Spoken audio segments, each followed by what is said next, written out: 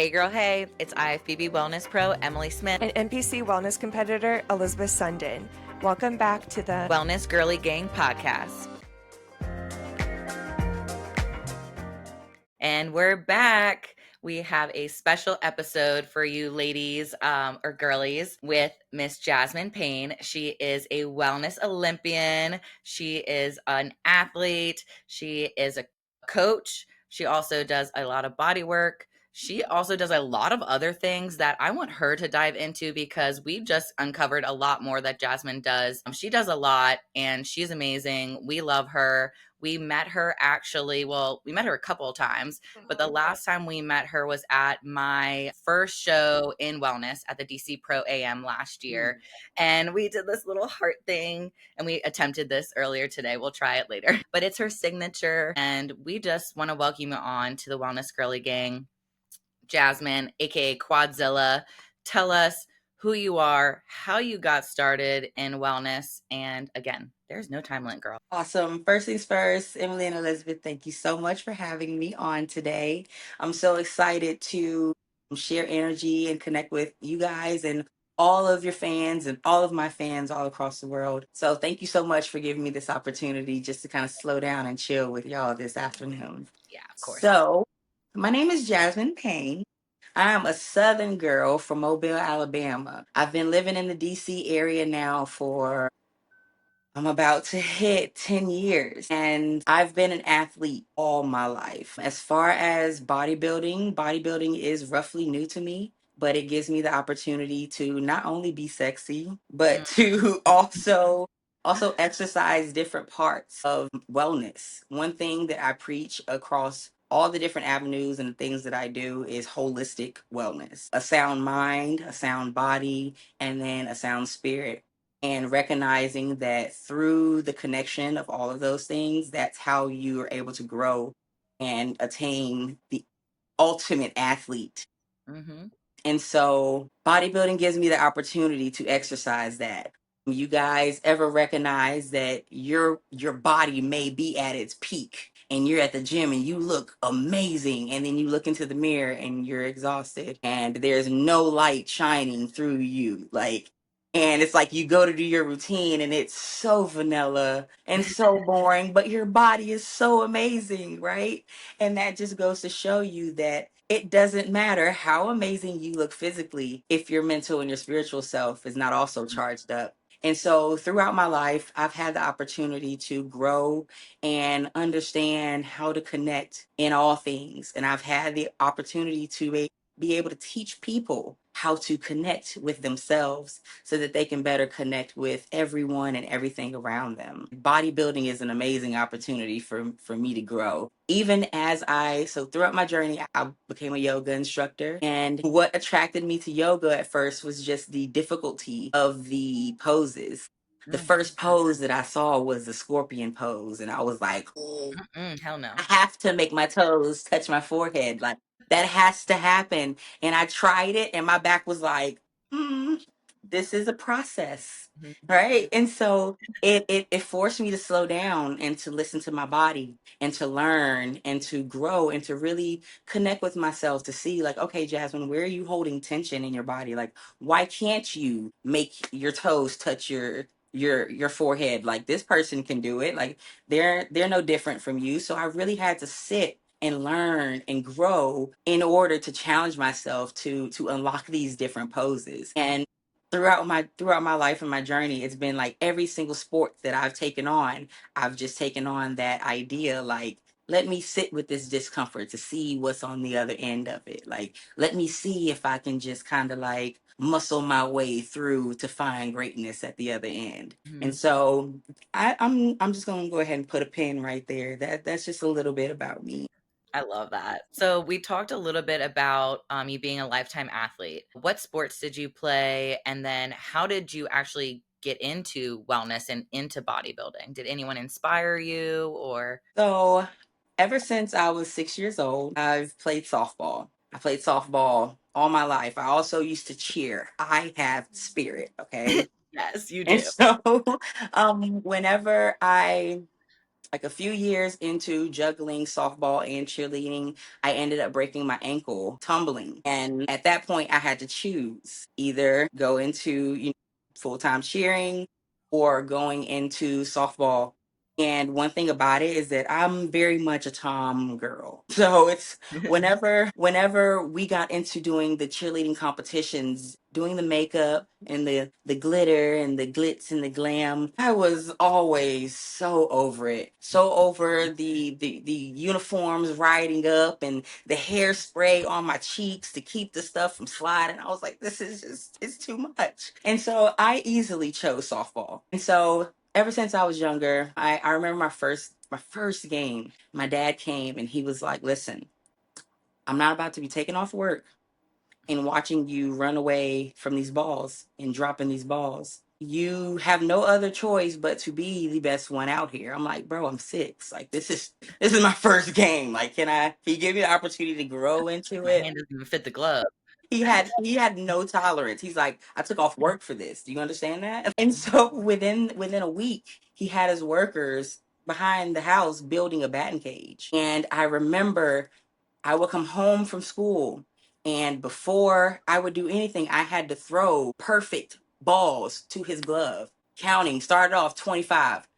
If we got on 24 and the ball went over here and he had to chase it, we started all the way over. And so from a very young age, my dad, my mom, they put into my mind, whatever you do, you aim to be the best at it. We're not just here to participate. Nobody has the time and the energy for that, because everything that I do, I don't know if you guys notice, but I'm a ball of energy. Mhm.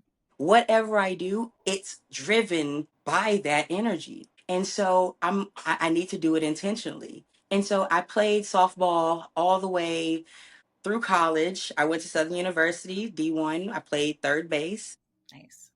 and it was a passion of mine. I ball is life. I love, love, love, love the game. And after I graduated, it was very difficult for me because I had been playing softball all my life. And outside of school ball, I played travel ball, select team, and so all year round, I'm balling out. And Mhm. so now I graduate college, and it's just like you expect me to be a regular person? Yeah, what's your identity? Yeah, like what am I supposed to do with all of this Mhm. potential? You see, like all Yeah, this amazing greatness. What, do I just let that die? Absolutely not. And so I I recognized that I went through a slight depression because I looked for something to drive me, something to motivate me, and structurally I needed that routine. I had routine all my life: eat, sleep, train, repeat. Eat, sleep, train, homework, repeat. Eat, sleep, train, and so I needed that structure. And I look for it in yoga. I look for it because yoga challenged me in a different way. It challenged me spiritually. It challenged me to not get up and go and be grimy, but it challenged me to be at peace. It Mhm. challenged me to nurture, to bring that feminine energy that brings about balance in our entire being. It challenged me in a different way because I can run fast, I can hit hard, and I can be grimy. But yoga forced me to be none of those things and to find strength in being still, to find strength in being at peace and not controlling things. And so yoga was my next identity. And once I started to teach yoga, I recognized that, okay, outside of doing this yoga class, this is cool, but I need something that challenges my body. I'm already in the gym for 3 hours a day. Like, I'm not about to just be in the gym going through the motions. I need Mhm. structure. I need a plan. I need something to follow so I know that I'm shooting for something specific.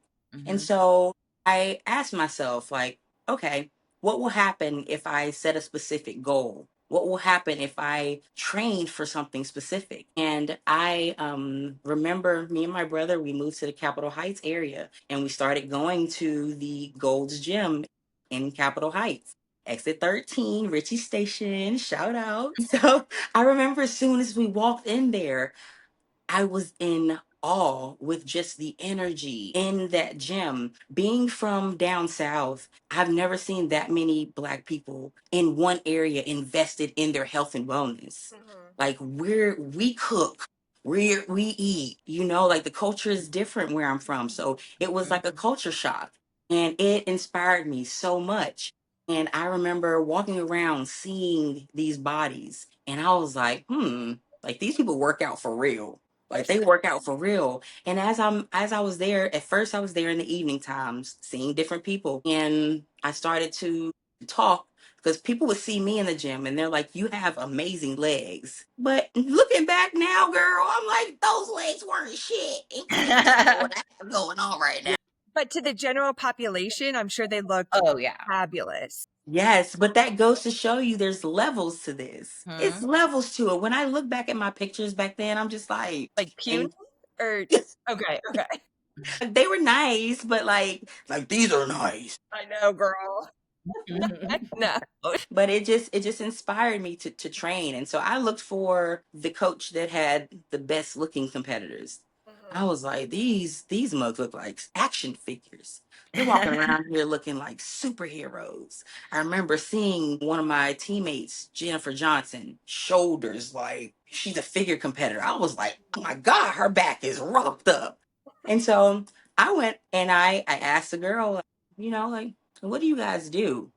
Because in college, I was the smallest thing on the softball team, but I was the strongest. And I was familiar with powerlifting, but I didn't know anything about bodybuilding. And wellness didn't even come to the States until Mhm. recently.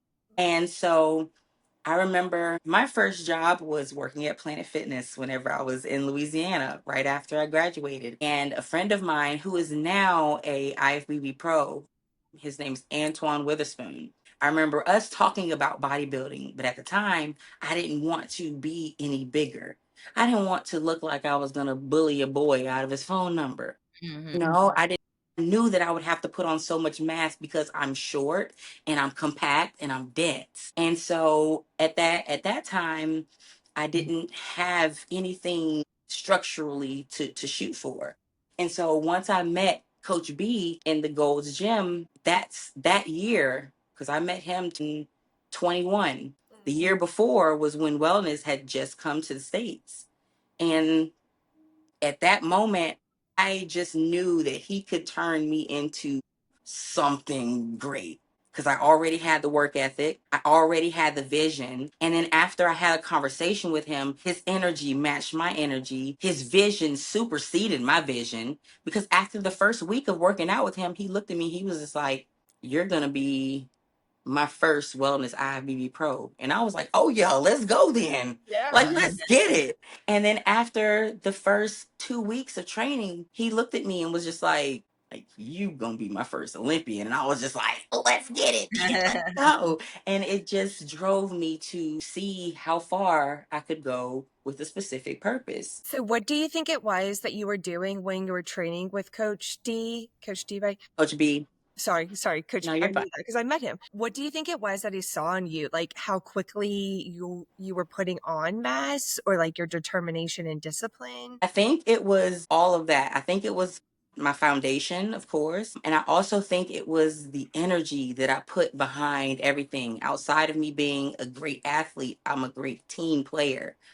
And like the energy that I have behind working out, I make people want to get up and go and get it. And I I think he saw like that passion that I had for anything that I put my mind to, and being able to properly fuel that when he sees like, okay, like this girl is already a great athlete, like, and she's just now getting familiar with the bodybuilding world. Like, let's see how I can nurture this. Let's see how I came with a clean foundation. Like, hey, turn me into something great. I got the time and I got the energy. Like, what coach isn't gonna take that and be like, all Yep. right, bet, let's take this time, Right. let's take this energy, and let's mold it into something amazing. Yeah, just like you, if you had an athlete like that, you'd be like, bet, let's go. Like, Molding whatever. and shaping, Yeah, absolutely. yeah. Does your How brother okay. also? My brother, yes, my big brother, he's a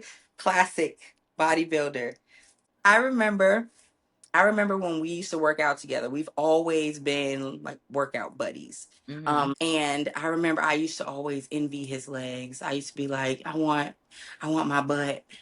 and my legs to look like yours. And he's like, every time I remember he used to have me crying in the gym. We would be doing pelvic thrust and I would literally tears as he's like video recording me like, yeah, like you got it. You got it. You got to build these glutes. And so I remember when I became a bodybuilder, I looked at him and I was like, you're next. And he was just like, mm-mm. He's like, this is your thing. And I was like, yeah, whatever. You're going to be a bodybuilder. And I remember his first show. I cried. I was like the proud sister, like, that's my brother, like yelling in the crowd, crying. And he won everything. And I just remember how proud I was and how happy I was to see him accomplish. Because I remember that feeling. I remember when the shoe was on my foot and I put in all that work, and to achieve those accolades and to see him mold and shape and grow, like it was so amazing. I have another brother. He's 3 years younger than me. He naturally looks like an action figure. He can eat a bucket of chicken and Okay. sneeze 13 times and he has a six pack. Okay. And so we've been trying to get him to get into it. He just recently had a baby.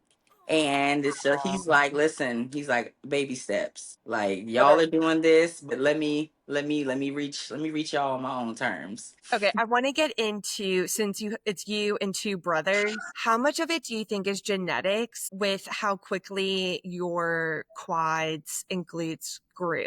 Like do your brothers look the same as you? No, but the thing is we all have very responsive bodies, I should Okay. say, Mhm. because we all grew up playing different sports. My older brother, his training is in cross country. His training is in track. And so he's a runner. His endurance is a lot different. And so That's where you even got in that butt. how he trains, he doesn't have to do barely any cardio leading up to a show. I have to do over 2 hours minimum, Okay. and my foundation is in softball. That's more explosive. That's more hit. And George, my younger brother, he played football. And that's like a combination of both. You need that endurance, you need that hit, you need that strength. And so his body is extremely responsive to literally anything. And so I think that on top of like, cause my mom and my dad, they also look very, very, very good. They work out every single day. And that's the reason why Genetics. I didn't have a choice. My mom and my daddy can't be sexier than me. It just can't happen. And my dad, he would rub it in my face. He'll be like, "Hey, you need to get in the gym. Like you're looking a little like he will not let me live it down." So like my growing up, my parents, they taught us how to properly take care of our bodies. They taught us health and wellness. They taught us routine and exercise. And so that was a foundation that was already established in who we are as people. Without it, I feel mentally unstable. And that is what you consider, what was the word you used? Do you think it's my Your genetics. genetics? And so I believe that's the mindset that they genetically implanted. But as far my dad's legs don't look like this, girl. I'm telling you right now, he don't have no legs like this. Maybe you need to dish back to him what he's been doing to you and tell him to get back in the gym. I've tried that, and then he's like, nah, it's levels to this. I work out for my body. You work out for your body, and I'm like, okay, yeah, you just don't want to get up under this squat rack. I remember when I was younger, and he would train me over the summertime for softball. We would go to the park, and he would just take off running. I hate cardio. Okay, guys, let me tell you right now, I hate to run on purpose. Yep, That same. is the most frustrating thing in the world. One thing about softball is you sprint and you stop. Mhm. You sprint and stop, Mhm. sprint and stop, and sprint and stop. And if you hit the ball far enough, you can lightly trot around the bases. But there's not high intensity running for an extended period of time. So he would take off running, and I would have to tail him. And that little ab cramp that you get when you Mhm. run, girl, There's no way of getting rid of it. Every there's time. no way of getting around. You just have to keep on Mhm. going. I would stop and I would start walking and I would finally catch up to him because he would stop and walk. And when I would catch up to him, he would start running again. And Girl. so I couldn't wait. when I became a bodybuilder, I couldn't wait to get back home and be like, yeah, you want to come to the gym with me? And I took him to the gym, and he did not do any of my shit. None of it. Absolutely none. He went upstairs and was like, yeah, no, I'm about to go jump rope. I was So like, you talked all that mess. Mm-hmm. your family is just very athletic and competitive in a good way. Hmm. No wonder why you did bodybuilding. Yes. Yeah. It definitely once I got into it, it was so fitting Mm-hmm. because outside of the physical aspects, the attitude, growing up in that household with my brothers, I would stand in front of a mirror, go to fix my hair and my lipstick, and my dad would come in front of me and pull his shirt up and be like, you need to thank me that you look like that. And I'm just like, bro, move out of the way. And so flexing has always been a part of who I am. And when I recognized that there was a platform where I could do that, I was like, oh, Put some heels on. yeah, this is nice. Mm-hmm. And being a Southern woman, I remember like growing up, I would always wear short shorts. Like these thighs ain't they ain't never lie. And I remember my mom, my granny, they'd be like, where the rest of your clothes at? Where the rest of your pants at? And I'd be like, listen, I don't know what to tell you. My legs just eat up all my shorts. And so I remember I did Atlanta. I did Atlanta, and my family came. And to hear my mom and my grandma cheer for my cheeks when I turned to the back pose, do you understand how gratifying it was? Yes. I was like, where the rest of my clothes at over here getting some medals? Yeah. Mm-hmm. So do you have any advice on how to deal with chub rub or Girl, up rub. not clothes? Actually don't. I don't. Just pull the shorts down and hope they don't ride up again. Because you just gotta wing it. Yeah. Just gotta wing it. Wait for your body to drop a little bit of body fat. That's all. I had a girl in our team group chat ask about like biker shorts that had like the grippies in it or whatever, because all her shorts ride up. I'm like, girl, that's the question I always ask. I'm like, my shorts always ride up. That's just how it just happens. It's a beautiful problem to have. Because I Yeah. remember when they stayed well into place. That was not much to look at. You remember the thing when you were like at the pool or whatever, it's like hot dogs or legs, and like you just showed your legs? I'm like, I can't do that no more. Like wellness athletes, we can't do that. We don't have hot dogs. Absolutely not. Nope. You have turkey wings, turkey legs, the fairground smoked turkey legs. Big what are those horses? Clydesdale like thighs. Oh Yeah. yeah, Yep. man. But that's what we train for. That's Yeah. what we want. So thank you for sharing your journey. It's nice to hear people's background to understand where they are now, because of course we see Mhm. you on the Olympia stage, we see you on these other stages, but it's nice to hear your foundation. Yeah. Why don't we talk about her journey in wellness? So you started in 2021? Yes. So my first show was March 2021, Maryland East Coast Classics. And I literally took home all the bacon, cheese, and cheddar. I swept everything. I remember I had like four medals and two swords, and I was like, they have to grab something. Yeah, like I can't do this. I'm so little. Yeah. I was like, somebody help me. But it was an amazing experience. Training. I started training in March. And I believe that show April, May. It was like towards the end of May, early June. And it was amazing to be rewarded. I had no idea what I was coming into. Mhm. I had no idea what bodybuilding would become for me. And so my next show was Universe, and I went to Universe and I saw it was a different caliber of competition. I looked around and I saw these girls and they were glammed up. And I was like, "Oh my God!" I'm back there and I'm pumping up glutes, and I'm like, "I don't have as much cheeks as she has." And I was like, "Listen, like I know what I need." And in Universe, I came in sixth, and it was so crushing to me because I'm an athlete, and what do you Mhm. mean sixth place? And so I went back into the lab, and we trained because Universe was in June or July, and trained August, did North American in September. And that's where I got my pro card, North American, in Ah, September. And it took me all night. Probably when I got home and I started to wash the tan off, that's when I realized, like, this is it. you just got your pro card. Like, and I remember being in the hotel room, like, screaming, like, I'm taking pictures with the pro card. I'm just like, it literally just hit me. Because after the Mhm. show, I'm entertaining. I'm worried about eating. You know, Mhm. I'm. I'm reaching out to everybody, telling people like, "Hey, yeah, I won. Hey, yeah, I did this." And you're worried about setting up, doing a live for your fans so that everybody is updated. And so you really Mhm. don't have your opportunity to Yeah, let it sink let in. it sink in until you're alone. And Yeah. it wasn't until I looked down at the drain and I'm seeing the tan wash down the drain. I'm just like, that's the tan that just won a pro card. Do I say that? And so it was a beautiful experience. And then that next year, it just motivated me to go harder. Before the year ended, I ended up doing a show in Texas, and just to see, I did my pro debut just to see where I stood up next to the big dogs, because now I have my pro card.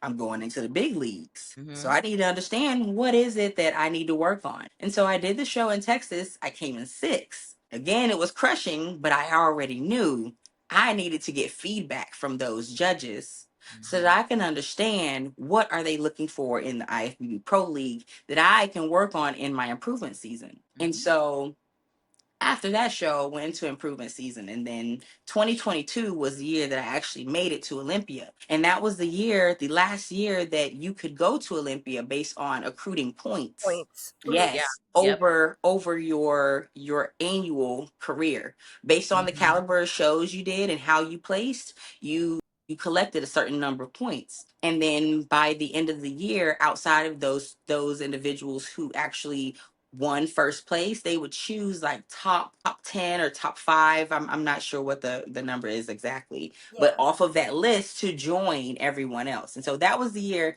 that I made it to Olympia, 2022. Believe Yeah. How many shows did you do that year to get your points? Yeah. I did Pittsburgh, I did Chicago Pro, I did Texas, I did Hawaii, Puerto Rico Pro, Dang, girl. I did Charlotte. And so I believe I did 6 Mhm. before Olympia. And was that your Yep. intention to? Girl, my intention was to win first place. But the thing is that like I went to Pittsburgh, and that was really like when the world was introduced to who I was. That was a really big show. That was when people noticed me, because people didn't notice me in Texas. I hadn't developed. I came out and I had that next year, and the first show that I did was Pittsburgh, and I actually came fourth place in Pittsburgh. And I was up against some really, really stiff competition. And so whenever I did the following shows, I came second place 4 times in a row. Oh, wow, And girl. so when you come second place, your Yeah. coach is like this is the one, like just hold Yeah. on, like, The next and one. then you stay in Yeah. prep, and then you're like, okay, so let's go here. Maybe we can get it over here. And then you stay in prep. And then it's just like, all right. I know, girl. Because so those Yeah. are big shows. I mean, Texas feel it seems like they just pump out bodybuilders, and Pittsburgh's Yes. a big show, Chicago. So you did that all of 2022, and then you went to Olympia.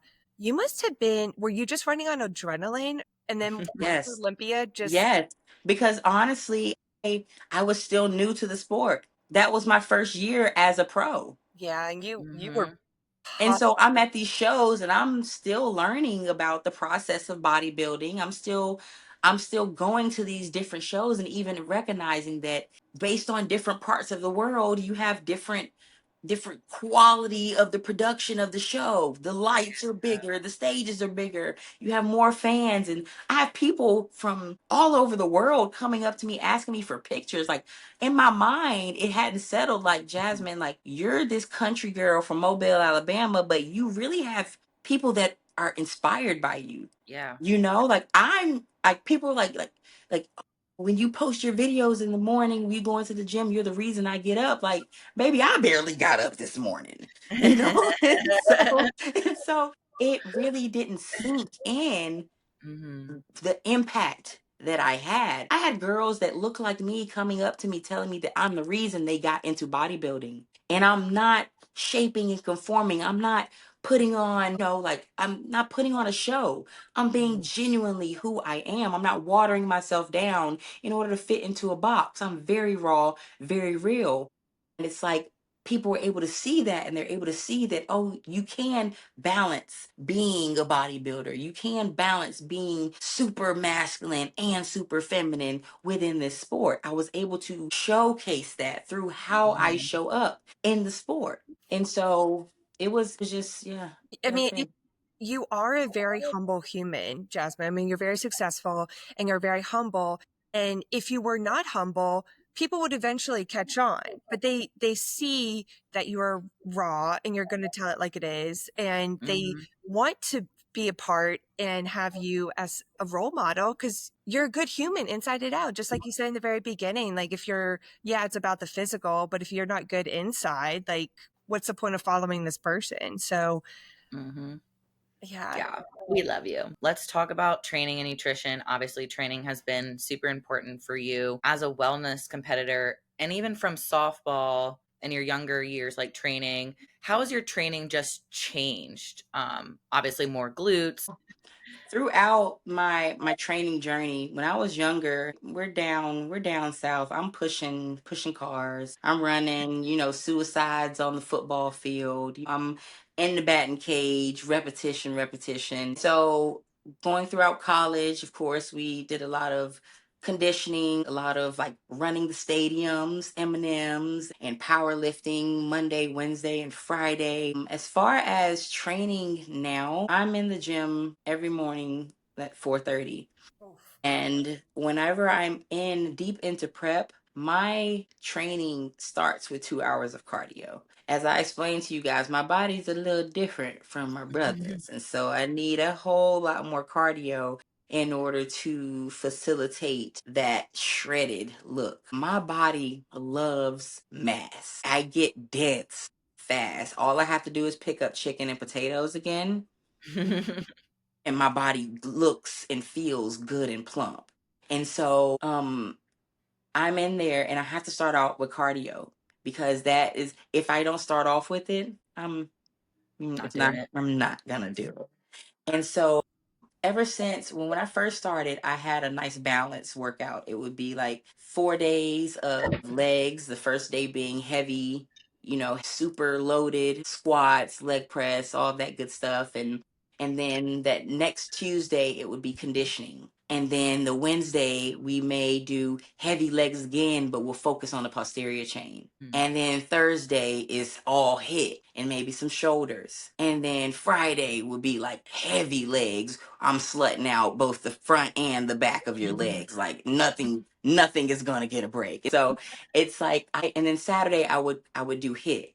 And all of those days I'm also still doing 2 hours of cardio. My minimum was 2 hours of cardio. And I Mhm. was in let me try to say this and not get pissed off. They invited me to do more if I pleased. Who in the hell is, you know what? It's fine. It's all for the sake of greatness. So get excited about cardio. Let's do some more.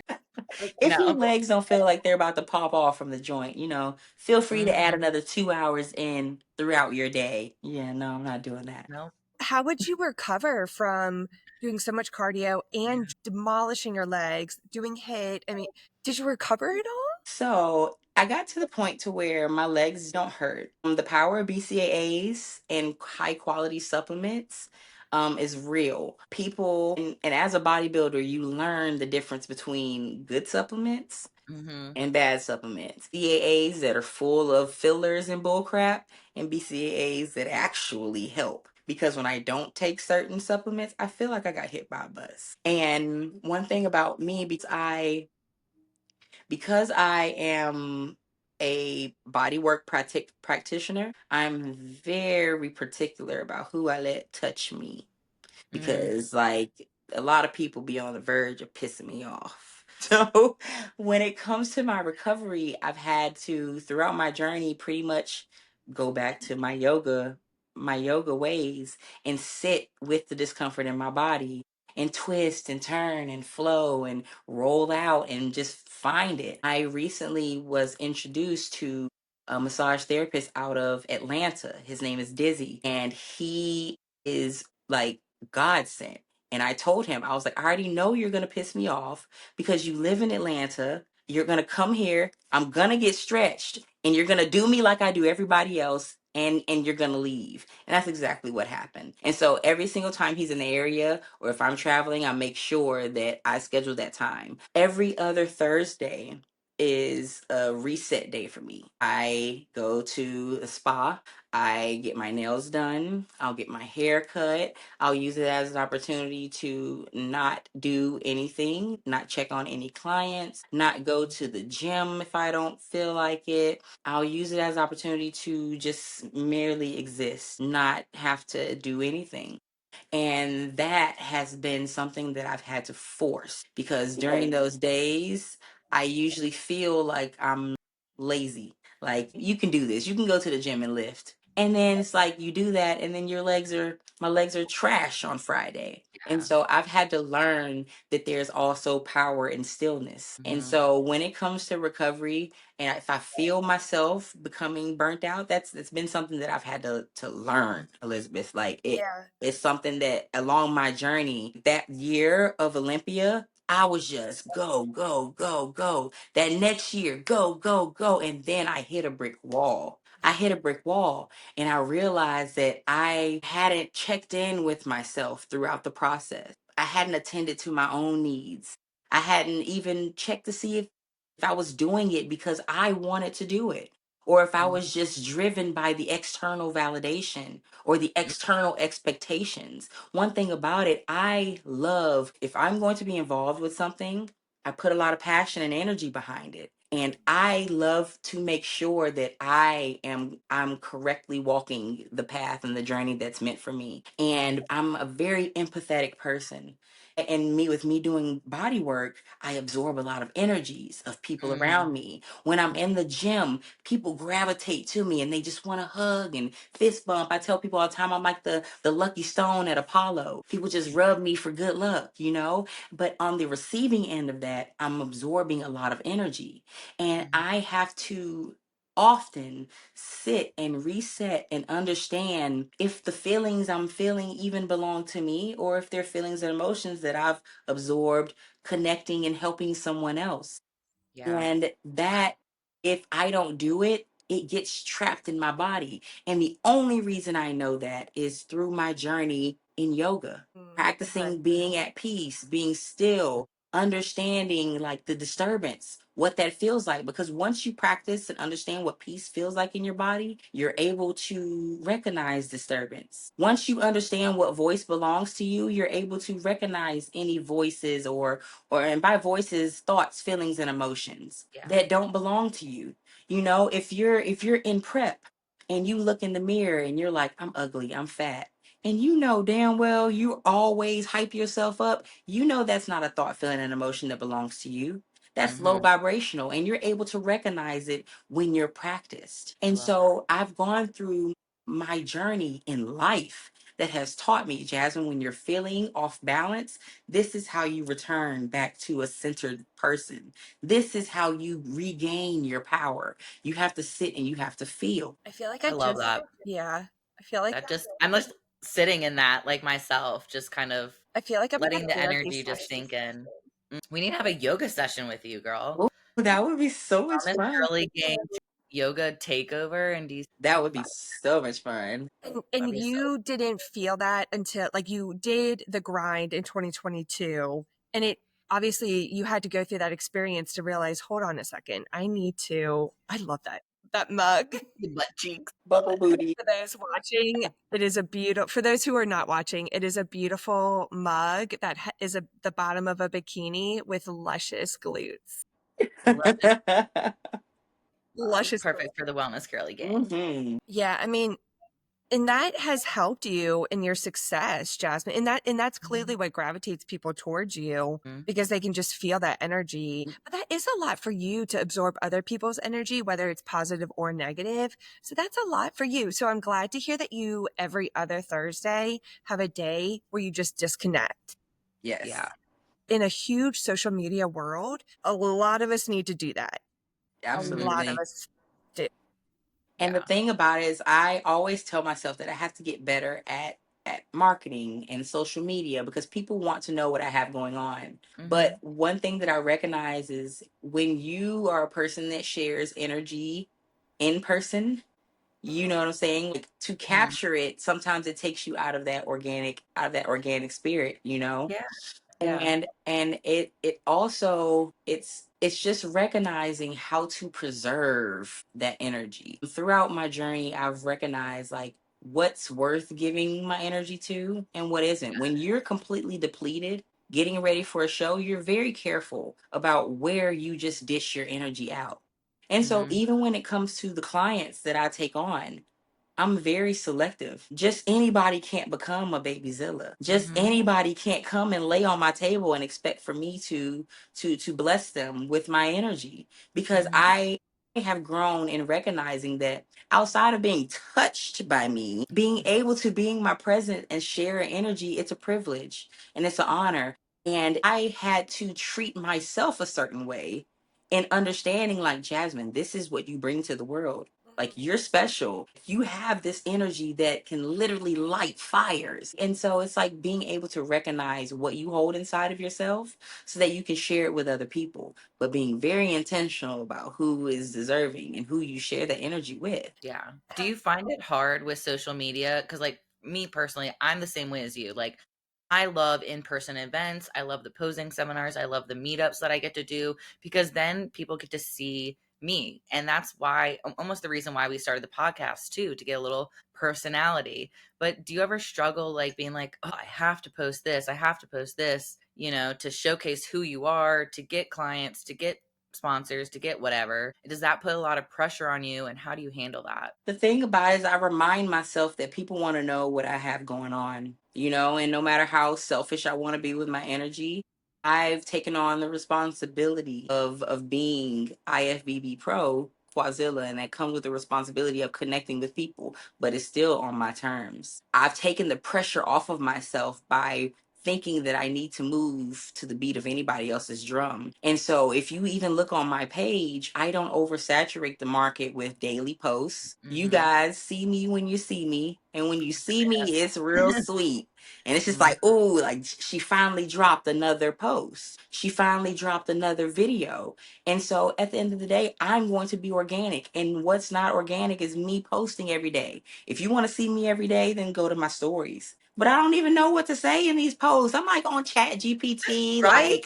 like, Chat GPT, can you help me with a feisty? Like, it's like, girl, please just take this content and tell me how cute I look.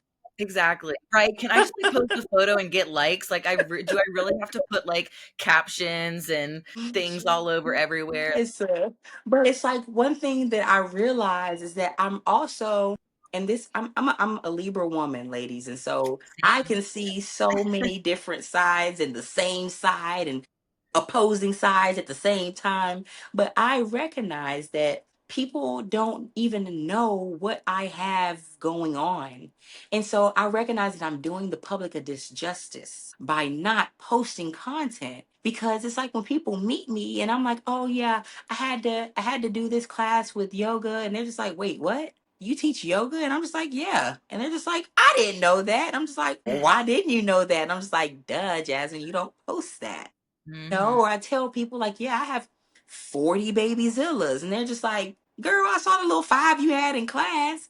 But it's just like, I'm not Mhm. oversaturating. Like, one of my baby Zillas had to tell me, like, "Mama, like, you really need to get a Instagram page." And I'm like, "Girl, I'm barely posting on my own page." And so it Mhm. is a responsibility, but it's just like, I recognize that I have to push content out. Even if it's not every day, even if it's not every week, I have to make sure that people stay connected. because that's what helped people to grow with me and to understand my journey and to get Yep. to know me, because like they only know what I show them, and if I'm not showing them anything, then they don't know anything. Mm-hmm. And so Yeah. I just have to remind myself, I give myself the grace and the opportunity to turtle when I don't feel like being bothered. And then I come back and I'm just like, hello world, did you miss me? You know, it's this balance, baby. I love It's nice to hear you say that, Jasmine, because one of our previous guests is a social media influencer and a that. body in a wellness division bodybuilder. And it's like here, it's like seeing two sides of the coin. Like Mm-hmm. here she does it daily, stories and posts. And here one of your baby Zillas is saying, lady, you should probably post more. Like, are you even on social media? Seriously. I mean, I guess it goes to show it's not because of your social media that you're so successful. Like you're Mm-hmm. successful because of the person you are. Mm-hmm. How do you differentiate someone who genuinely wants your energy and those that are just doing it for their own personal Ooh, gain? I like this. Yeah. So I like this too, because I remember when I first moved to this area, I was very open, very bubbly, very, oh my gosh, I love everyone, huggy, huggy, huggy. And then I recognize that in certain settings, you have people who want to pour into you, and then you have people who want to take from you. And if you are quiet and still enough and at peace with yourself, you're able to feel the difference, right? It's a very subtle thing. It's how people approach you when other people are around. It's you looking into other people's eyes and feeling something, or them looking away, not being able to look you in your eyes. It's how people embrace you when people aren't looking, as opposed to when people are looking, you know? And so it's just like, recognizing that people, their intentions aren't always to connect with you. And I think that it's been through trial and error. I've been at the grocery store and I felt people looking at me, and I've turned around and there have been people staring at me, and I smile because the southern woman inside of me is just like, don't be rude. How are Mm-hmm. you? And then they say something stupid. And then now I want, like, like now Yeah. I have to go off on you, Yeah. because it's like I allowed myself to get soft for a moment, and then you played with me. And so in those situations, it's helped me to create an initial guard, to where when people come, I vibe check first before I even open the door. It's just like people have to ring the doorbell first, and I'm just like, who is it? What's the password? You got a wristband? Yeah. And so it's just like now I have to be more slow and at peace, to just make sure that the people that I'm bringing in my circle, they're feeding me back. And it's almost an instant thing. I've got to the point to where I can have a conversation with someone and know if they're a genuine person or not. Mm-hmm. I love that. It's a Libra. It's a Libra in you. Because, like, I get that too. I'm literally like, there's something off with this person, and I don't know Mhm. what it is. And so I'm like, so I'm gonna keep you close, but not too close. Not too close. Absolutely. Because everybody deserves a certain degree of love, but Mm-hmm. you ain't just about to be sipping all this juice up. It's Mm-hmm. unfortunate when you Yeah. do meet somebody in your life who you think they have good intentions and then they end up taking from your cup instead of filling. And so I guess it's just trial and error too of Yes. learning. It's that's very unfortunate, and it's so sad. It's like a grieving process too.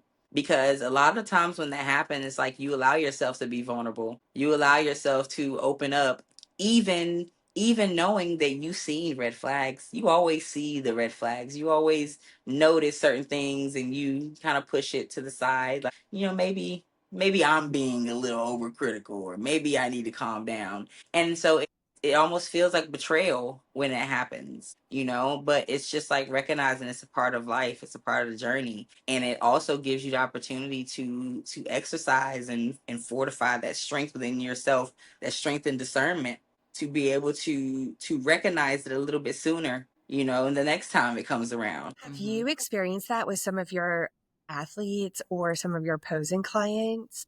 Hmm. since that is the business side, but you don't. The thing is that I have never experienced that with people that are in my circle. And I think that it has a lot to do with who I am. I kill a mug with so much kindness that it makes you question any darkness in your heart behind your intentions. If your intentions are to come in and to ruin something that I have going on, when you're in my circle and you recognize, like, oh, she's real. Like, oh, wow, like her love feels good. Like, oh, Mhm. wow, she's so sweet. It makes you question, like, What am I okay, doing? like, what am I doing? And why am I doing it? And so the only time I've actually had to sever ties with a baby Zilla is when they didn't reciprocate the energy back into the group. I am very big about support. Mhm. And if I allow someone into my house to sit and to eat and to be merry, you better fucking be merry.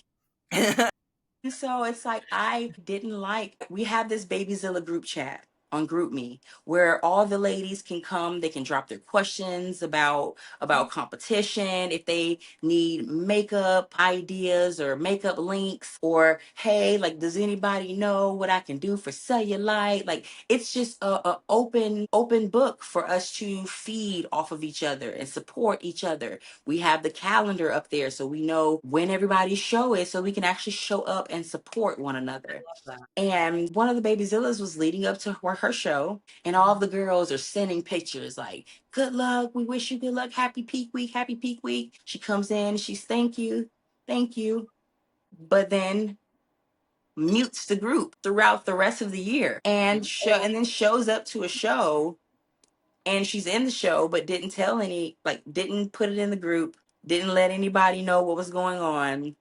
and then didn't connect with me. And it's just like, and so it's I recognize that the energy that we were putting out as a group, it wasn't being reciprocated. And instead of Mhm. me bringing that to somebody's attention, because people know when they move different, you don't have to tell people that they move different. They Mhm. choose to cut certain ties, and they just hope that you don't notice or don't say anything about it. But I be saying something about it. And so in that case, it's like I don't create this amazing opportunity for you to have this support when you're feeling down. You come to the group and you tell people you're feeling body dysmorphia and they hype you up, get you ready, leading you up to peak week, and you don't reciprocate the energy? Absolutely not. Because Mhm. that cancer starts to leak onto other people. When you Yeah. allow people with low vibrations to stay in your house, it starts to ruin everything around it, because energy is very, like energy is addictive. And so it's like you can't so that had to go instantly. That was probably the only time. And the thing is, like I explained, I was frustrated because I felt at the beginning when I let her onto the team. I felt that it wasn't a genuine connection. Like you put a Mhm. puzzle piece down and you know if that mug fits or not. You know if you're trying to force it into the wedge just to give it a place because you don't know where else to put it. And that's exactly what that felt like. I was trying to force it into a wedge, and it turned out to ruin the picture. And I was like, yeah, no, I'm not doing this. I rather miss a puzzle piece in the middle than to put this one right here and it don't fit. Mhm. Yeah, and because there's plenty of other individuals out there that are gonna give you that energy that you deserve and that your team expects and respects. Absolutely. Yeah. What about nutrition wise? Because we talked about training, talked about some mental health stuff. Nutrition wise, I'm sure that was probably very important growing up, both of your parents going to the gym and everything. And I know that you said that like chicken and potatoes is just like builds you up, bulks you up. What's your meals like now? You don't have to like go into it, but maybe like the foods and maybe how your nutrition has changed. So my nutrition, I've been on a huge journey my whole life. Like I'm a Southern girl. I grew up on collard greens, cornbread, like shrimp rolls, Chicken. crawfish. That's like so Yeah, like brilliant. fried chicken, fried fish, and deer meat and all that wild game. So like that's what I grew up on. And then once I graduated school and I moved up here and I started to cook for myself, I recognized that I wasn't preparing any meals with protein. And I was like, oh snap, like am I a vegetarian? Let me see. And I ended up meeting a guy and we dated for a while and he was a vegan. And he taught me how to properly season foods to make them taste like they had meat in them, but like not really. And so he really expanded my palate into understanding how to season my foods, how to use different fruits and vegetables to get that balance in your meals. And I was a vegetarian for about 5 years. The Oh, wow. year that I actually went pro, I was a vegetarian. Oh my God. After North American, my body just started to crave a denser source of protein. My body had started to change. I had more muscle mass, and it got to the point to where my body was rejecting soy, right? Mm, Soy, too much of it is bad for your body anyway. And mhm, so, and then I started to notice that certain foods and fruits and vegetables were now starting to bloat me. And then I mhm. recognized that okay, so clearly my gut is starting to change, right? Once you start to take on different supplements, especially the fat burners and the other supplements get into your body and they start to change your overall chemistry. And then the things that used to fuel you, you have to adjust. Throughout my life and my journey, you guys know that through yoga, I've had to learn what feels good and what doesn't feel good. Yep. Like what works for you and what doesn't work for you. And so throughout the process, it's like I was cooking and I'm like, okay, Jasmine, whenever you eat noodles and bread, you break out. When you eat cheese, your face looks a certain way. Your skin doesn't glow. When you eat cabbage, you have a gut for the rest of the day. When you eat shrimp, you feel hungry an hour later. And so it gave me the opportunity to Mhm, just kind of learn like what works for my body. And so after North American, I started to eat seafood. I started to eat shrimp and white fish. And I remember one day I went out and I was craving chicken out of nowhere. It had been now 10 years oh my since I God. had eaten chicken.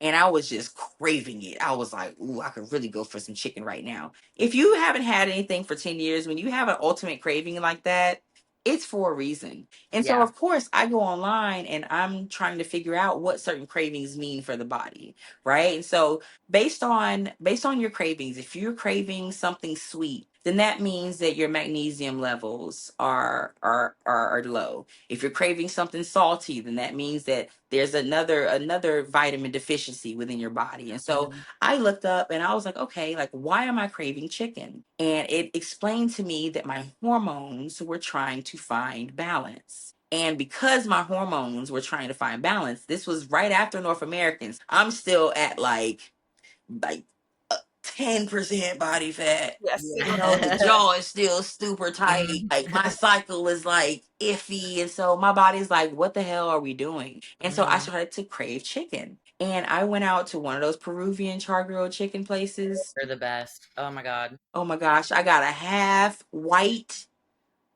with Mhm. some French fries. Mm. I ate the whole thing. And I I thought that I was going to be sick because it had been 10 years. An hour, I got my phone out and I took pictures and sent it to Coach B. And he was just like, so we going to put chicken in your meal plan. I was just like, that's a great idea. And so, one thing I've learned throughout my journey is that when I'm looking to grow in density, in size, chicken, potatoes work for me, But what I've also learned in my journey is that what works for one person doesn't work for everybody, right? Mhm, And then also, what works in your journey right now may not work for you in another part of your journey.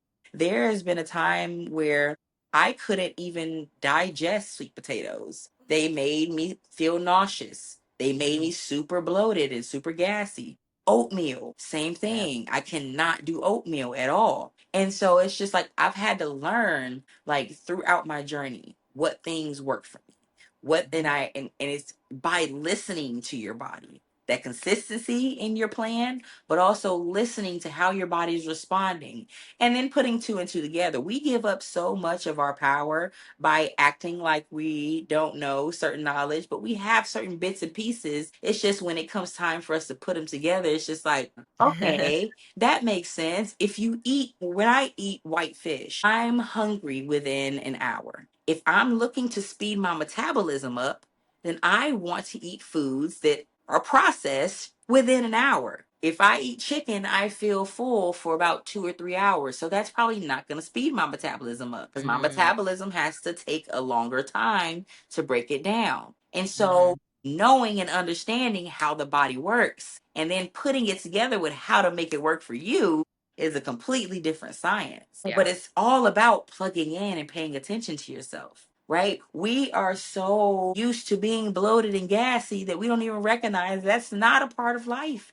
We're not Mhm. supposed to feel stuffed and sluggish after a meal, but it's like the society that we live in, the luxury and the availability of foods. Because, girl, don't get it twisted. I might be an Olympian, but I like food so much. I like it so much. And so it's recognizing what works for your body and then balancing all of that out. It's Mhm. all about balance because one thing about it is I'm going to eat what I want in improvement season, but I'm also going to eat the things that I know that are going to bring back balance in my Mhm. diet. I'm going to eat a gyro, nice little chicken gyro with some french fries, and then I'm going to eat my tilapia and my green beans throughout the week because I know that that make my waist snatch. Yes. All about that waste. All about that waste. Oh my gosh, I love that. And also, you took pictures, right? You told your coach, "Hey, I'm eating this." You took pictures and you sent it to him, and then there was that response, right? Mhm. And the response of the coach was like, "Oh, shit, I mean, obviously you filled out and you looked really good." And so he's like, "Yeah, let's do that." So it's good to know that like you and your coach have a good relationship, Yes, and it's that's what very you need. important That's because what you if you need. cheat your diet in the system and you don't communicate what you've done with your coach, then you haven't even given them the opportunity to properly prepare you. Yep. Because it's just like next time you send your check in and you may be down because that refeed may have been everything you needed, but now your Mhm. coach doesn't even know that chicken works for you because he don't Yep. even know that you cheated. Yeah. How did you learn all of this, Jasmine? Just like using yourself as trial and error, or Learn. just Googling? So my history is I went to school for kinesiology. I've always been in health and wellness. Okay. Growing up, I was a family member that my family would come to understand what their body was doing. I was the friend that my friends would come to understand what their body was doing when they were going and growing through puberty. And so I've always been the health and wellness guru. It's just that it's energetically who I'm supposed to be. And Mhm. also through my journey, I've been able to grow in that knowledge. Throughout these different sports, I've been able to practice the exact same thing because it's present in everything that I do. It's present in the body work. It's present in the personal training. It's present in building these baby Zillas and their confidence up for the stage. It's present in the yoga for Howard, and so it's literally everything that is present in bodybuilding. Everything that I do, it gives me the opportunity to recognize how I can do it better. All right. Okay, Mhm. Jasmine, you are training to be a highly functioning machine. How can I fine tune? All right, right now I need to get some new tires. Let's make sure these tires are running good. Like, okay, like the car is it's pulling a little bit to the left. So let's make sure we balance the tires, just recognizing like what works for you, and then just applying it. And it's through trial and error because I'm not perfect. I have Mhm. messed up. I have after stage. My issue is that I have a hard time. I have a hard time reverse dieting because I'm in Mhm. prep for so long. When I finally have a week to eat, I'm just like ravenous. Eat it all. And then next Yeah. thing you know, I'm nursing a double chin for a week, And so it's like, I'm not perfect. I love food just as much as the next person. I love not going to the gym just as much as the next person. But then, even once you allow yourself to slip, you recognize that it's not even in you. Like, Being lazy isn't in you. Not having a routine, it's like, oh, it was fun for a couple of days, but now let me get back on my plan. Because once you Mhm. create that balance for yourself, it's hard to be off balance. But it's all about learning to give yourself grace and recognizing that you are a functioning human being, right? Yes. And it's like, yes, you're training yourself to go, go, go, but give yourself grace to be at peace and not to have to perform. Mhm. And Yeah. I've recognized throughout my journey is like growing up as an athlete, you're taught that you have to perform in order to receive. Yeah. Mhm. And in this sport, that idea and that notion is very dangerous because all of your worth is now put in the hands of external validation. But then Mhm. if you recognize that you're not in this sport for everyone else, but to grow who you are. Everybody Mhm. else gets to experience that growth. You're not Yes. growing for those people. Everybody else gets a chance to experience that growth. Mhm. But that's not your reason why. I tell my babies this all the time. Make sure you cultivate your reasons why. And they're going to change throughout your journey all the time. Sometimes my reasons why are how I look. Some days I look in the mirror and I don't like it. Sometimes my reasons why are my baby Zillas. Sometimes I go to the group chat and they getting on my damn nerves. Sometimes my reasons why are my family. Sometimes it's my gym, my gym family, my Mhm. fans, my sponsors. I have different reasons why so I can pull from different reservoirs whenever I need that energy to keep going. Because Mhm. I too get tired and burnt out. I too want to say, I don't want to do it. I'm human. I just make it look good. Oh, because one thing I'm not gonna do is cry on Instagram. I'm not gonna do it. But it happens. We reach those peaks in our in our prep where the energy is too much. We're having to show up for everybody. We're having to do and function as a regular person, and we're also putting that energy and that pressure on ourselves to succeed in this hobby, in this sport. And it's just like, okay, let's take a step back and release the valve a little bit. Mhm. Mhm. Let's take some of that pressure off of you. And Yeah. bodybuilding is not who you are. It's something you do and it's something you enjoy. It's not Yes. your identity. And if you find yourself not enjoying it, then it's time for you to take a step back and reevaluate your reason why. So I want Yeah. to get into that, Jasmine. 2022, you were crushing it, doing all these shows. How have you been mentally? 2022, and you're in improvement season right now. Have you competed since 2022? Yes. I believe I did 4 shows in 2023. Yeah. Okay. And then last year, I believe I You did did four Pittsburgh. shows. And then this past year, I did two. I did Pittsburgh and then Vancouver. Yeah, yeah. Okay. So how have you dealt with your mental health when all of this season's of bodybuilding? Because right now you said earlier you're in your improvement season. Mhm. Okay. Okay. And so I've had to, just like I've explained to you earlier, I've had to take a step back and recognize my reasons why.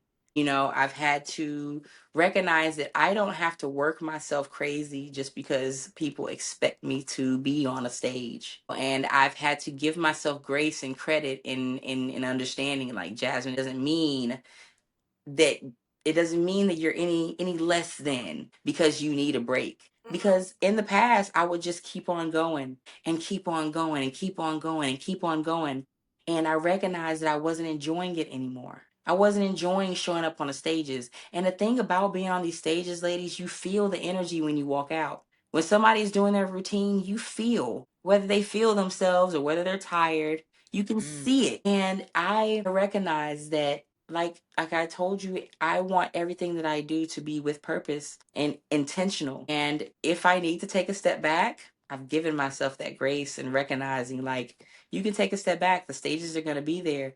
I have the work ethic. I have the support. I have the energy, Mhm. and so it's like I have to make sure that I'm holistically well. If my mental self is exhausted, if I'm not connecting to my parents and my family, if my spiritual self is suffering, then I need to create that balance because all of those things is what's going to help to drive me as I get deep into prep. Mhm. When Yeah. I'm deep into prep, I rely on those things that I've already cultivated to push me through. And so if my mind is weak and I'm deep into prep, I'm in trouble, right? If my energy is already faulty and I'm deep into prep, I'm not going to have anything. I'm going to have to stop working, which I love. You know, something is going to have to suffer. And so I've just learned how to balance so that I'm able to do the things that I love and recognizing that I wear a lot of different hats. Yeah, you do. And with that it comes a lot of different responsibility, and I have to juggle. And so I'm not going to be able to be there for it all, and I've had to give myself grace and understanding that. Yeah, and you're doing so much. We have to list off all the things that you're actually doing at the end of this. But I mean, girl, you got to give yourself some grace, and I'm sure it's very stressful too, right? Like you're a coach, so you probably had athletes at the same time that you were competing. Yeah, I appreciate you sharing all of that, Jasmine. I know a lot of the listeners are going to resonate with that. Like, no matter what stage you are in your journey, whether it be bodybuilding or something, or powerlifting, something else, what you're saying today resonates with everyone. And like, even in my brain, I'm thinking about things that are going on in my life. I'm like, yeah, okay, maybe I need to do some yoga or take a step Yeah. back and just have a day to Just myself. be present. Like we put so much pressure on ourselves to perform in everything we do, whether it's our jobs, our relationships. We put so much pressure on ourselves to perform. And how often have you taken a step back to actually recognize how far you've already come, what you've already accomplished? You know, because there have been plenty of times where I sit back and I feel like I'm not doing enough. I feel like I need to turn it up a notch. And then I take a seat and I recognize like everything that I've accomplished since 2021. And I'm like, girl, you're not only a pro, but you went to Olympia. I have 2 championship rings from a sport that I don't even play. Right? I don't know how to swim and dive. Right? Through Howard, I've been able to become a national champion. And I teach them mindful meditation. I teach them preventative maintenance, how to take care of their body throughout the season so that they have longevity. I teach them at Howard how to connect to their bodies so that they're able to listen and understand the aches and the pains and the imbalances that they're gathering throughout their season so that they basically are able to stay healthy throughout their years. I teach them how to balance being a student and an athlete. Because when you're in college and you're playing sport, it's very hard when you have your peers trying to pull you in one direction. You have the classroom that you have to make sure that you're performing in, and you also have to make sure that you're performing within your sport or your scholarship is threatened. And so having to balance all of that, it's very, very important. And so it's like, I don't realize how much I'm actually taking on until I take a step back and I'm just like, girl, like you're doing a lot and you're doing a lot well, you And know? And so we always have to give ourselves that opportunity to take a seat and say, like, Hey, I am a badass.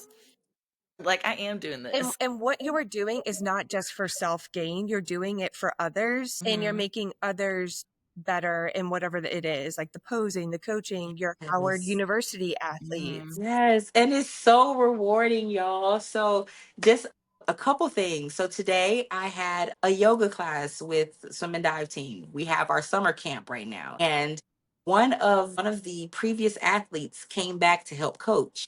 He graduated 2 years ago. I I love that. remember when I first met him, he couldn't even bend over and touch his knees. And throughout his journey at Howard, we literally worked and his body became more and more flexible. When he came to class today, not only did he bend over, but his hands were flat on the floor. He was like, "Look, Coach Jazz," and I was like, "Yeah, boy, Let's you better go. get it." And so it's so rewarding whenever I scroll on Instagram and I see my graduates that are like quoting things that I place into their brain, you know, and I'm seeing them still practicing yoga because they recognize that it helps to balance them. Whenever I get my baby Zillas and they're nervous and scared to take their clothes off, and I see them come into class a couple weeks later, like Bruce Almighty, like coming out of their clothes, and you're able to see them busting out of their shell. You're able to see that confidence come alive. They go from being very scared and nervous to feeling themselves in the mirror. Like that is so rewarding. Being Mhm. tired, being drained, being irritated, it doesn't even matter whenever you recognize the impact that you Mhm. have on people around you by simply being who you are. And I'm just extremely blessed that I have avenues that I can practice, and I have people in my corner that allow me to simply be who I am. When I'm Mhm. over there at Howard with the coaching staff, they don't tell me like, "Hey, you need to tone it down." You know what I'm saying? When I'm on the stage, they don't tell me like, "Hey, like you really need to." Well, they did tell me I need to calm down because my legs were a little too big. The QuadZilla, less quads. They were like, the quads are, they're actually doing it right now. Can you make them do a little less? But what I did, I didn't make my quads do less. I just made my butt, my hamstrings do Oh yeah, more just to balance build it out. around it. I can't be Yeah. QuadZilla and not have quads. It just doesn't make It sense to can't me. be less either. Absolutely not. Nope. No, bigger is better. Bigger booty, bigger hammies, bigger quads, smaller waist though. Yeah, yeah. Smaller Yeah, waist. the only thing. I think that's allowed. I really love this because like what you're doing is things that we never had access to, right? Like we didn't have access to someone teaching us mental health or Mhm. flexibility or yoga or how to Yes. being an athlete and or a student like, academic and trying to navigate through college and then bodybuilding. I mean, that's what I think we both align for sure, that what I'm here for, probably what you're here for, is to spread like what we've learned to other people so that they can just be their best selves and not go through all of the crap that we have gone through. Yes. Yes, honestly, because as an athlete, like, being in college, I remember what it felt like. I remember what it feels like to have a coach just ride you. Like your body is half broken. And then you get into your dorm and you have the opportunity to chill. And then you finish your homework because you just had to come from study hall. And then your friends are telling you that there's a party tonight that you know your body can't even handle because it's tired Mhm. from weight room. And so it's just like also knowing that you have to get up and be at weight room at 4 o'clock in the morning while your friends are able to sleep in because their first class don't start till 10. And so it's like understanding the struggle. And I think that I'm able to become what they need by recognizing what I needed. Like, dang, I wish somebody, like, I had a hard time in college. I had to deal with mean girls for the first time in my life when I got in college. I Yep. loved the sport and I was a try hard because I tried hard. I wanted a ring.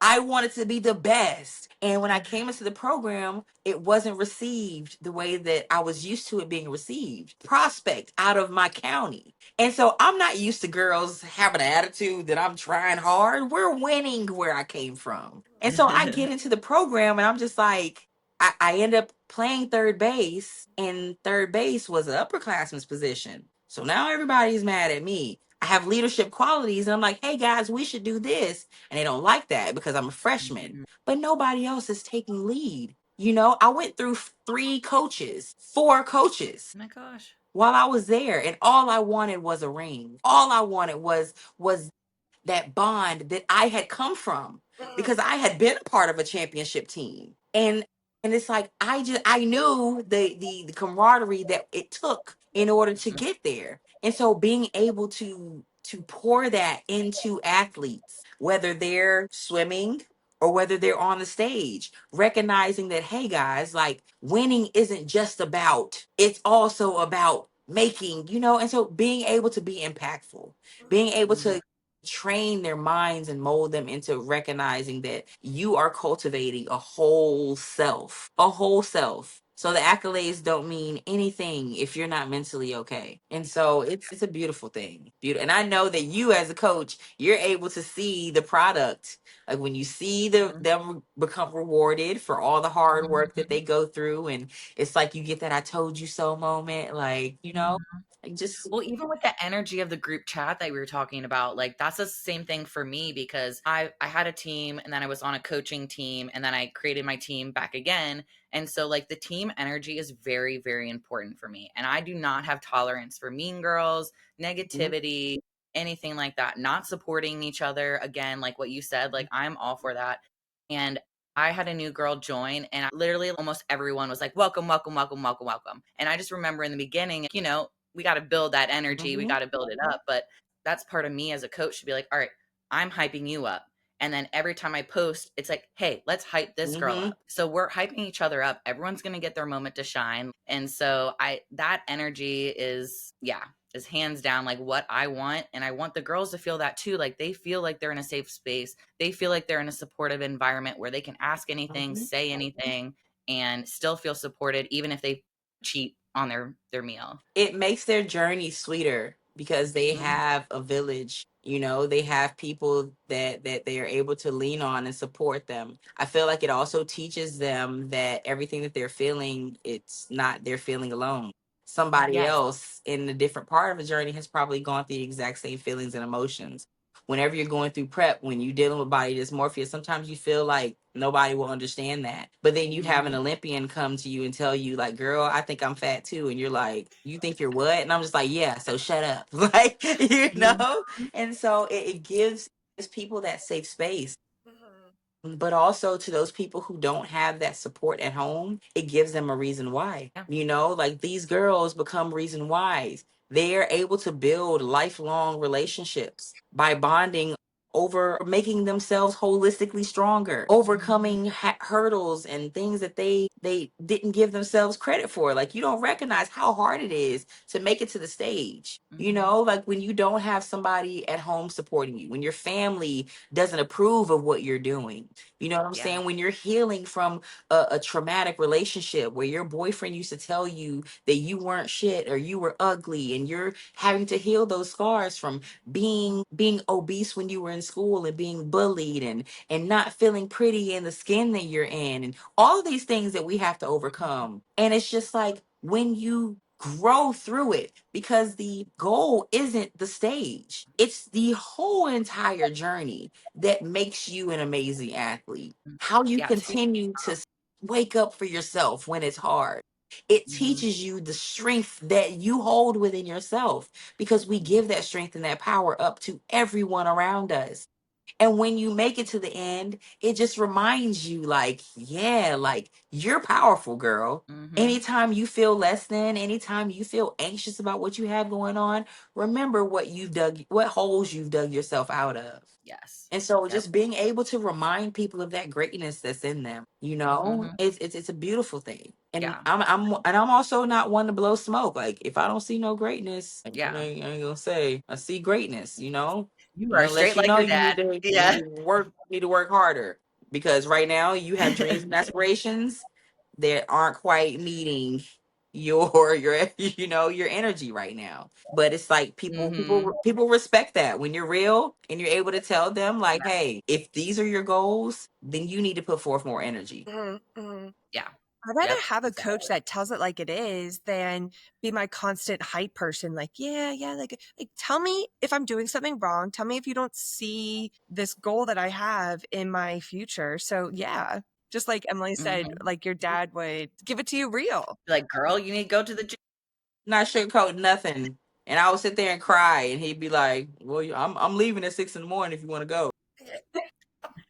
And I'm sure your approach, obviously, working with mostly females, like we have a different approach about things. Like, we're not going to be like, girl, get to the gym. Like, no, but we're going to say it in a way where it's like, hey, girl, hey, like let's have a real chat here. Like, are you doing the things? Are we Yeah. doing the I'll stuff? start it Like, out. I'd be like, so what are we doing? Are we aiming what for something soon? Cause getting a little out of control. Yeah, like have real talk, have a real conversation with your coach. yeah.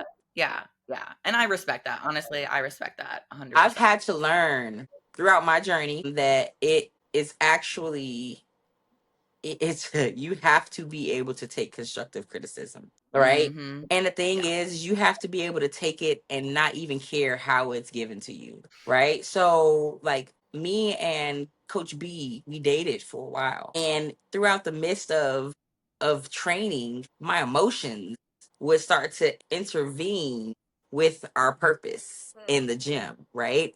And so he would tell me, like, you need to do this. And it would be very abrasive in how he would deliver it. But I'm listening to it from an emotional ear. And I had to learn in my journey through my athletes at Howard, coaching them. Because I would go to Howard and I would coach and I would see that I'm literally telling them that they need to do something and they're not listening because they're emotional. They had gotten Yeah. soft in their emotions and they're not receiving the word because they're trying to control how it's being delivered.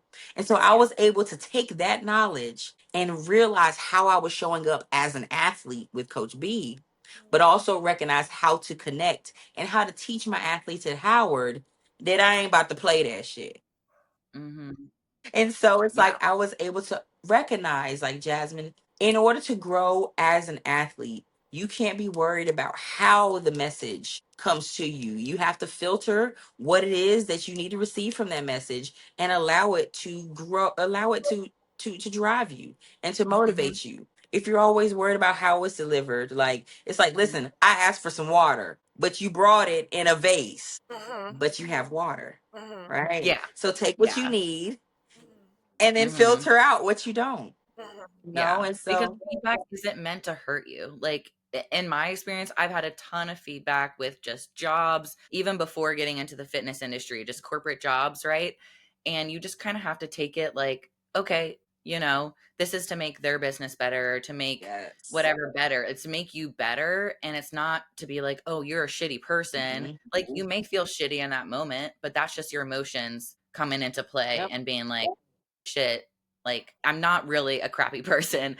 I just need to improve X, Y, or Z Not taking it based on the personal. feedback. Exactly. There is Yep. a book called The Four Agreements, and that's one of my favorite laws is not taking anything personal. Because honestly, Mhm. when you think about it, even if that person's intent was to hurt your feelings can't be hurt until you choose to take that emotion on, Yeah. right? And so even if I want to tell you, hey, you're fat, as a coach, I may be telling you that because you gained weight this week and I don't like it. I may actually be frustrated with you because you keep gaining weight. And I may actually tell you that to hurt your feelings. But if you're unfazed and you're not taking that comment personal and you're just like, you know what? I'm here. Like, it just is what it is at that point. Or you take it and you're just like, yeah, but I'm not going to be fat next week. Then it can't rub you the wrong way. It Mhm. can't, because you've taken it, you've alchemized it into being whatever energy you want it to be. But if you have that woe is me energy, like, oh man, like they're always picking on me, you're always Mhm. going to receive that. When somebody tells you something that's intended to help you grow, it's always going to feel like an attack if you have that cloud always over you. But if you Mhm. recognize that in order to grow, you have to receive feedback. You got to know how you're showing up in this world. Also, I love feedback, honestly. I mean, we send check-ins to get feedback like every week from our coach. Am I doing good? Or am I on the right track? Because I mean, yeah, as an athlete, I want to know if my progress is trending in the right direction. Yep. All right. Well, we are towards the end of this episode. I mean, we could chat for literally hours. This is probably the longest one we've had. Yeah. But let's go ahead and plug yourself. Any brands, anything you want to tell the listeners about. Yes, so I want to give a huge shout out to my sponsors, Aesthetics Fit. They always give me like the most amazing gym apparel that fits my swag. I want to give a huge shout out to Black Ice Bikinis in the UK. They have literally sponsored every single one of my suits from the start of my competition until forever. And so shout out to Black Ice Bikinis. Shout out to Coach B and my Game Time Fitness family. Shout out to all of my gym family at the Ritchie Station Gold's Gym in Capitol Heights, Maryland. I want to give a huge shout out to my baby Zillas, and I want to give a huge shout out to my baby Bison, my swim and dive team at Howard. Those people that I just named, in addition to my family that's down south supporting me, they are my reasons why. And so I just want to thank everyone, including my fans that support me through my go seasons and through my improvement seasons. I really just want to thank everybody for continuing to show love and to connect with me. When you guys see me out, I know that I have a really, really intense resting bitch face. I look like I bite. And if I'm low in carbs, I might. I might. But if you see me out, guys, come and connect with me. As long as it's genuine energy, I'm always going to show love. Always going to show love. And so that's all I want to say. Thank So you, much, Thank Jasmine. you, ladies, for having Try to me. do the heart. All right, you got to crisscross, and then I'll do. Yes. Yay. Oh, that's so cute. Wait, Jasmine, go this way with the bracelet hand. That way. No, the other way. Yes. Boom. Smile. This episode is brought to you by Wolfpack, gear built for life on the move.